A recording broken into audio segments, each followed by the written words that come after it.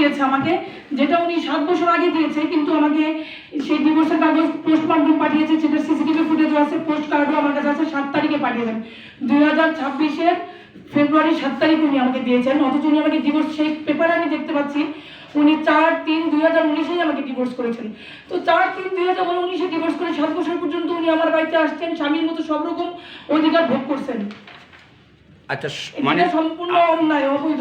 মানে আপনি কি বলতে চাচ্ছেন যে মানে আপনার সঙ্গে সে মানে অবৈধভাবে সে আপনার সঙ্গে? আমি তো জানতাম সে আমার স্বামী, আমার কিছুটা অভিমান থাকলেও আমি কখনো তাকে বাধা দিইনি যে সে পুরুষ। তারপরে আমার স্বামী, আমার একটা 8 বছরের বাচ্চা আছে। যখনই সে আসছে দেখা গেছে আমার বাচ্চা কোনো বাড়িতে ছিল, সে গালিগালাজ করছে, মারধর করছে, তবুও আমি প্রত্যুত্তর করি নাই। কারণ ওই বাড়িটাতে একা থাকি, পাশে তো আরও ফ্ল্যাট ছিল, আর অ্যাপার্টমেন্টে আরও ফ্ল্যাট ছিল, আমি সেই সব সিসিটিভি ফুটেজ আমি দিয়েছি।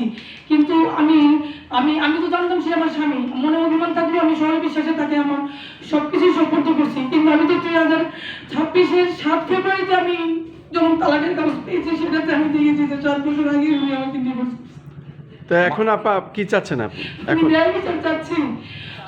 আমি হচ্ছে আমি যখন ডিভোর্সের ব্যাপারটা জেনেছি, জানার পরে ওনার সাথে আমি যোগাযোগের চেষ্টা করেছি, কিন্তু ওনার সাথে আমি যোগাযোগ করতে ব্যর্থ হই। তারপরে আমি থানায় গিয়েছি, একজন উকিলের সাথে কনসাল্ট করার পরে থানায় গিয়েছি। থানায় যাওয়ার পরে ওনারা সব প্রমাণ আগে দেখে তারপরে বলছে এটা প্রতারণার দায়ে ধর্ষণ মামলা হয় 9-1 ধারায়। ধর্ষণ মামলা নিয়েছে। 17 তারিখে ধর্ষণের মামলা হয়েছে। 18 তারিখে পুলিশ তাকে অ্যারেস্ট করে 19 তারিখে তাকে কোর্টে সোপর্দ করার পরে সেখানে মহামান্য ম্যাজিস্ট্রেট দুজনেরই কথা শুনে তারপরে জামিন নামঞ্জুর করে তাকে জেল হাজতে প্রেরণ করেছে। বাট 22 তারিখেই, আপনার 19 তারিখে বৃহস্পতিবার ছিল, 22 তারিখে হঠাৎ করে আমরা জানতে পাই যে সিএমএম মুস্তাফিজুর রহমানের আদালতে স্পেশালি এই মামলাটা শুনানি হবে। দৌড়ে আমরা 10 মিনিট মাত্র সময় পেয়েছিলাম, দৌড়ে গিয়ে আমি নিজে এজলাসে দাঁড়িয়ে সব রকম ডিজিটাল প্রমাণ সহ প্রকাশ করেছি। সেখানে আমি বা আসামি পক্ষ কেউই আপনার আপোষের কোনো আবেদন করে নাই। তারা বলেছিল যে আসামি আমার বাড়িতে প্রথম বছর কখনো যায়ই নাই 19 সালের পরে। তারপরে যখন আমি সিসিটিভি ফুটেজ দেখিয়েছি, বলেছে যে উনি গেলেও কখনো আমার সাথে স্বামী স্ত্রীর মতো কোনো সম্পর্ক হয়নি। আমি সেই ভিডিওটা পর্যন্ত ম্যাজিস্ট্রেট সাহেবকে নির্লজ্জ হয়ে ন্যায় বিচারের আশায় ম্যাজিস্ট্রেট সাহেবকে আমার ফোন থেকে আমি সরাসরি দেখিয়েছি। দেখার পরে তখন ম্যাজিস্ট্রেট সাহেব ওনারা বলেছে যে যদি এইটা আমার আসামি যদি আমার সাথে কোনো শারীরিক সম্পর্ক করে থাকে তাহলে তারা জামিন চায় না।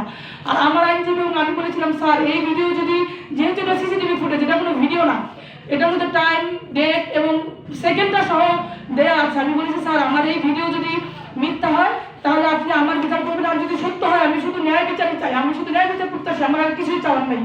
তখন আপনার মাননীয় সিএমএম যিনি আছেন মুস্তাফিজুর রহমান, উনি শুনানির জন্য জবাব দেওয়ার জন্য অপেক্ষা করতে বলেন। আমরা বাইরে অপেক্ষা করতেছি, এর মধ্যে শুনলাম যে ওনার জামিন হয়ে গেছে। আমরা দৌড়ে জামিন স্থগিত করার জন্য উচ্চ আদালতে যাবো, জামিন স্থগিত করার জন্য গেলাম। তখন আমাদের জিআরও জানালেন যে জামিনের আদেশ দিয়ে সিএমএম মহোদয় বের হয়ে চলে গেছেন এবং উনি by phone bail bond sign করাই দিয়েছেন, বাই ফোন বেল বন্ডের আইডি দিয়েছেন এবং বেল বন্ড আপনার কোর্ট থেকে বের হয়ে গেছে। এখন এই সময় আর কোনো ব্যবস্থা করা যাবে না, যেহেতু সিএমএম মহোদয় বের হয়ে গেছে। এখন আমার কথা হচ্ছে আসামি পক্ষ বা আমরা কেউই তো জামিনের আবেদন করি নাই।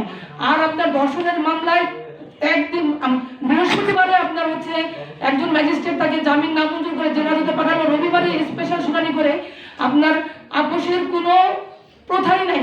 ধর্ষণের মামলায় আপোষের কোনো প্রথাই নাই। আর যেখানে সব ডিজিটাল প্রমাণ আমি বাদী হয়ে নিজে দিয়েছি, উনি কোন শর্তে কিভাবে আপোষের আছে, এটা অন্য কোনোভাবে হয়েছে, প্রথা বহির্ভূত জামিন হয়েছে।